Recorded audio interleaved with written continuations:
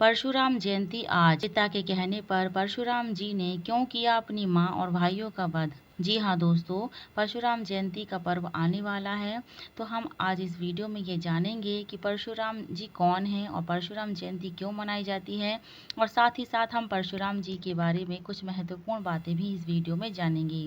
तो चलिए वीडियो के आगे बढ़ते हैं। पौराणिक ग्रंथों में वर्णित है कि भगवान परशुराम अत्यंत क्रोधी स्वभाव के थे। इनके क्रोध से देवी देवता भी थर थर कांपते थे। धार्मिक मान्यता के अनुसार एक बार परशुराम ने क्रोध में आकर भगवान गणेश का दांत भी तोड़ दिया था। चलिए विस्तार से हम इस बारे में जान लेते हैं।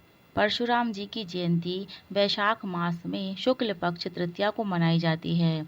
इस पावन दिन को अक्षय तृतीया कहा जाता है। वैशाख मास के शुक्ल पक्ष की तृतीया पर भगवान विष्णु के अवतार परशुराम का जन्म हुआ था। भगवान परशुराम भार्गव वंश में जन्मे भगवान विष्णु के छठवें अवतार हैं। उनका जन्म त्रेता युग में हुआ था। माना जाता है कि इस दिन किया गया दान पुण्य कभी क्षय नहीं होता। अक्षय तृतीया के दिन जन्म लेने के कारण ही भगवान परशुराम की शक्ति भी अक्षय थी। इतना ही नहीं, इनकी गिनती तो महर्षि वेदव्यास, अश्वत्थामा, राजा बलि, हनुमान, विभीषण, कृपाचार्य, ऋषि मार्कंडेय सहित उन 8 अमर किरदारों में होती है, जिन्हें कालांतर तक अमर माना जाता है। उनके पिता का नाम जमदग्नि और माता का नाम रेणुका था। पौराणिक ग्रंथों में वर्णित है कि भगवान परशुराम अत्यंत क्रोधी स्वभाव के थे। इनके क्रोध से देवी देवता भी थर थर कांपते थे। धार्मिक मान्यता के अनुसार एक बार परशुराम ने क्रोध में आकर भगवान गणेश का दांत तोड़ दिया था। वहीं पिता के कहने पर उन्होंने अपनी मां को भी मार दिया था। इस दिन भगवान विष्णु के परशुराम अवतार की पूजा करने से शौर्य, कांति एवं ऐश्वर्य की प्राप्ति होती है और शत्रुओं का नाश होता है। चलिए जान लेते हैं कि परशुराम जी ने अपनी माता का वध क्यों किया था। श्री विष्णु अवतार भगवान परशुराम पराक्रम के प्रतीक माने जाते हैं। वह अपने माता पिता के परम आज्ञाकारी पुत्र थे। पौराणिक कथाओं के अनुसार एक बार परशुराम की माता रेणुका जल लेने नदी पर गई थी। वहां उन्होंने गंधर्वराज चित्ररथ को जल में अप्सराओं के साथ देखा और कुछ देर वहीं ठहर गई। उस समय माता रेणुका के मन में विकार उत्पन्न हो गया था।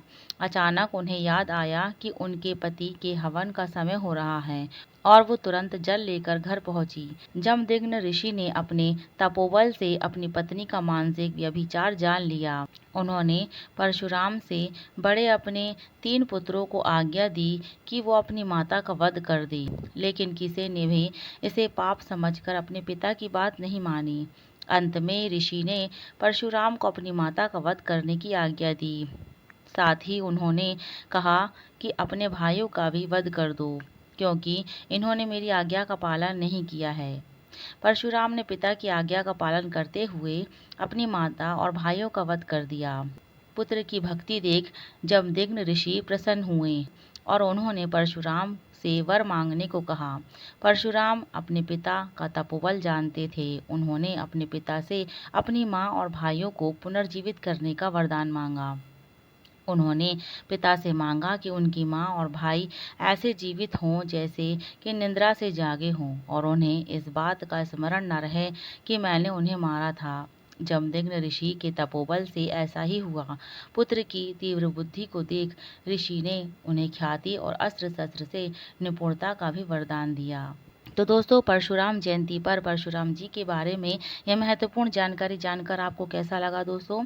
अगर वीडियो अच्छी लगी हो दोस्तों तो प्लीज़ लाइक कर दीजिएगा, शेयर कर दीजिएगा और कमेंट करके बताइएगा दोस्तों कि आपको मेरी वीडियो कैसी लगी। और दोस्तों, अगर आप मेरे यूट्यूब चैनल में नए हैं तो आप मेरे यूट्यूब चैनल को सब्सक्राइब कर लीजिए और बेल आइकन प्रेस कर लीजिएगा दोस्तों, ताकि आने वाली हर वीडियो का नोटिफिकेशन आपको मिल जाए। और दोस्तों, अगर आप फेसबुक पर ये वीडियो देख रहे हैं तो आप फेसबुक पेज को फॉलो कर लीजिए, ताकि दोस्तों फेसबुक पर भी आपको इस तरीके की वीडियो का नोटिफिकेशन मिल जाए। मिलते हैं नेक्स्ट वीडियो में दोस्तों।